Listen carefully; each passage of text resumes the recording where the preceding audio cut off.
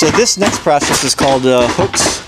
Hooks and eyes or brass? Hooks and eyes or brass. And so we have the boot that's just been stitched, and you are now going to be putting in the eyelets. I need to mark out where the, no, I've got the eyelets in. Okay, those are the eyelets. I need to put the hooks in. The hook. That's it. That's it.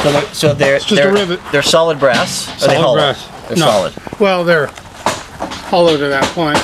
Okay. Because what this machine does is smash. So you're going to demonstrate on a piece of scrap here how that works. So you're going to put in the... There's an eye. Look at that.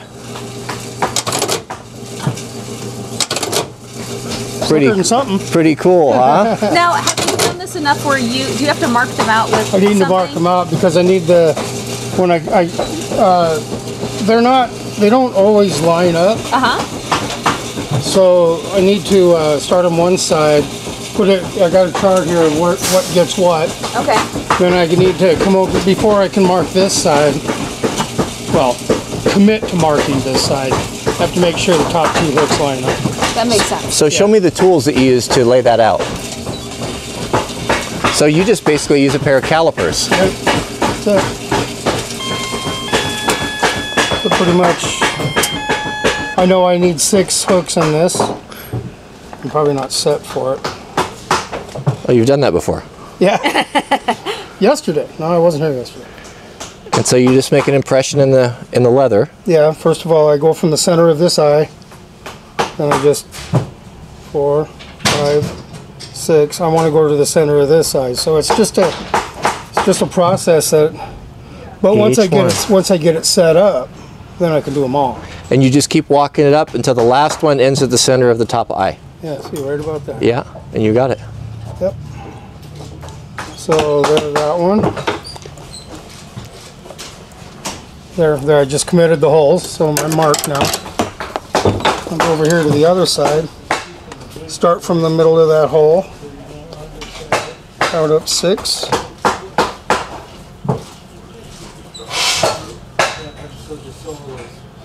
Okay. Now take the top. Those line up pretty good. That could come down a little bit, but it's just a little squeeze there. Well, you take this for granted, don't you? All the effort that goes into each step. Well, it's got to be done, and I don't know how I would just eyeball it. That's the problem. See, those will line up. Yeah. And just. So this is a little laser light right here. It just shines a little dot of light right. See it? Yeah.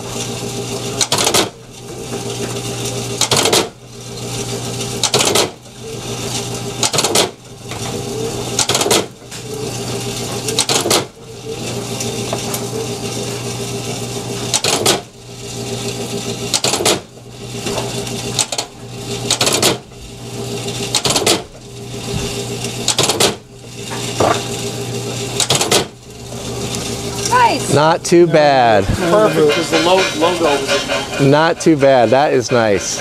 Very cool. Once all the eyes and the rivets are in, then we go over to the lasting department, right? Right. And so tell us what he's doing here. Here he's pulling and stretching the leather on the shoe last itself. It's the integral part of the boot that will actually form the shape of the boot to the size.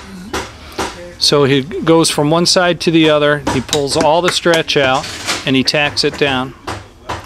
So you were saying earlier, this is one of the critical portions of the boot building here. This is very critical. Getting most of the stretch out will allow the boot to be a snug fitting boot for the longevity on the consumer's foot.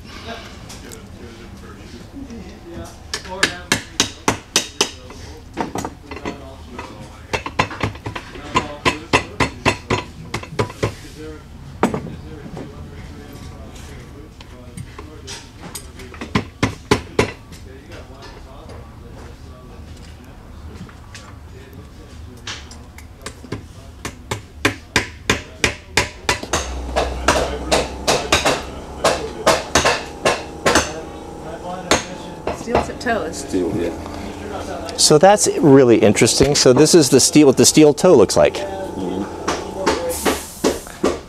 Do mini boots get steel toes?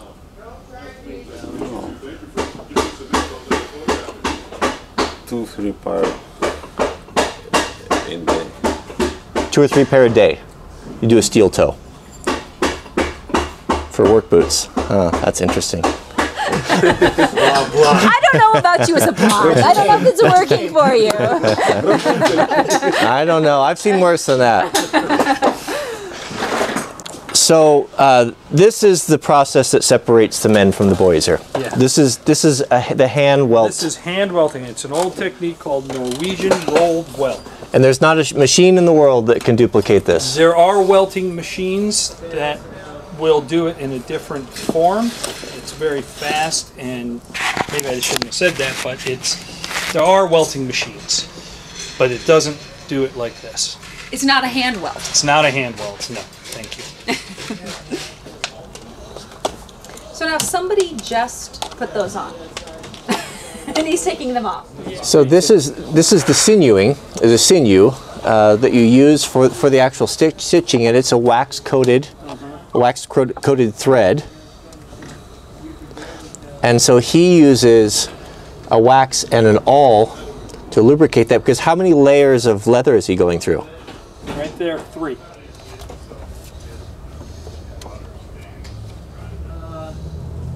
So this stage right here is something that's really one of the most important stages, and this is the hand welt. This is something that very few people are going to be able to do. Correct. What makes this better than, say, your machine welt? Well, as you're sewing this boot together, what he's doing right now is he's sewing between 3 pieces of leather, and he's holding all 3 pieces of leather to the center of the inside of the boot, or to what we call the insole. This wraps down around the side of your foot, so this seam, this sewing seam, will hold your foot in place and make for a very snug fit. So he's hand stitching and threading those through there. So this is the guy that you don't want to get in a fight with. No. He's going to have some pretty strong hands from doing this all day, because he's going through, you said, 3 layers. 3 layers. And so he uses this wax here to lubricate this awl. Mm-hmm. And so he's working that through there, and then hand stitching this all the way around. Correct. All the way around the toe. There's just no other easy way to do it, is there? No. Would you say this is one of the more difficult processes? It is a very difficult process. It's a very important process that it's done correctly. So I just don't know what color to get. I like this. Very nice. They've got beautiful blue. So hold that up there. That's a contender. Who doesn't like blue? You always get green. There's got to be something green. Well, another contender. Oh, that's nice. How about this?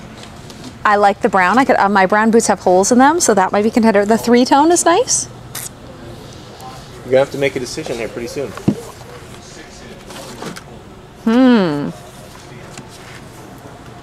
It's very nice, isn't it? That's a lot of shoes. That's a lot of shoes. Black. Black. Easier to work with. Oh, why are they easier to work with? They're tougher. They don't damage as easy. Ah, More rigid, interesting. Okay. and they don't mark up as easy. And if they do, So blacks are definitely the way to go. And I could wear them all the time. yeah, with anything. Yeah. Doesn't matter what color top you wear. So now we're building the arch. This is one of the things that makes a Nick's boot a Nick's boot. Correct. And so what is going on here with this process? What he's doing is he's filling the void in the cup in the arch, where this will actually balance the body weight. He builds up the arch, and as the heel is raised in the boot, the arch is raised as well. And there's 2 pieces to the arch, right? 2 pieces to the arch. Okay, so before he installs the arch, he's got to pull out some of the you call them brads or nails, or Pull the nails out. pull the nails out, and then he'll install the small piece first. Can you show me the 2 pieces and how they stack together? So one is called the shank and one is called the shank cover. This is the shank. And this is the shank cover. And why do you make them out of leather? leather will form fit to the shape of the foot. It doesn't get cold, it doesn't break, and it doesn't conduct electricity, and it doesn't get hot and fire. So every foot is a little bit different, left to right, so sometimes you'll need a little higher arch on one side than the other, so this allows it to form fit to each foot. Okay, great. Okay, so what he's doing is he's cutting the leather on the vamp, which is the toe. He's cutting it to open it up because eventually this will be flattened out and stitched to the sole in the inner sole, in the midsole, all together. It breaks your heart to see him cut it. Yeah, but it's a necessary process. I guess only if he's really trusted you allow him to do it, right? Right, right. Very well trained. With each process of building the boots, the stakes get higher and higher. You just can't have a mistake because you've got a lot of time and money invested in the boot so far. As it gets further along in the process, you can actually, if you make a mistake that is bad enough, you can ruin the work that was done before you.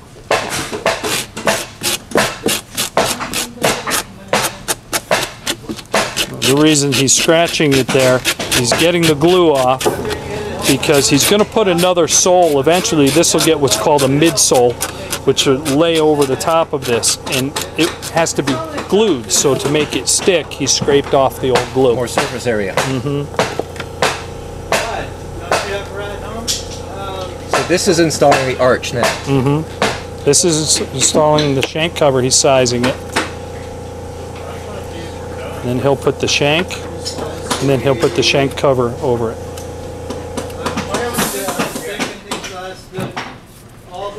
Important to have a sharp knife, huh? We always use glue. Keeps it from letting loose inside the boot.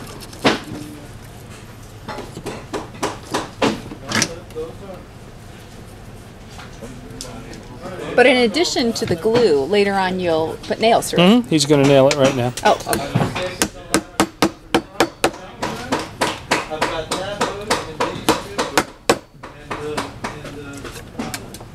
So if you lose one of those hammers, you can run down to Lowe's and get another one, right? I wish.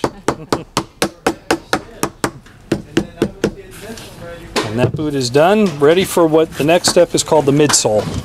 Absolutely fascinating. I really feel blessed to be able to share this process with you. What an amazing set of craftsmanship. So, if you're going to order a pair of boots, I would strongly recommend you give them a call right now and get your fit coming, because after this video, I fear that the wait time may be increased. You know, my grandfather used to say, you need to spend as much money as you can on two things in your life. One is your mattress and the second is your boots, because if you're not in one, you're going to be in the other. One thing that most people don't understand when they're looking at custom boots or trying to make that decision, all they see is the price. And I understand that it is a big price.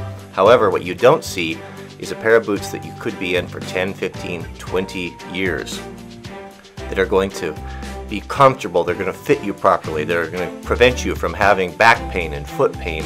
It's just, once you wear them and once you spend some time in them, if you're a guy or a girl that spends your time on your feet, it's impossible to explain until you do it yourself. So you have my permission to pull the trigger and get those boots coming, because you will be satisfied, because Nix will guarantee they fit and they'll do whatever it takes to make sure that you're happy. So on to part 3.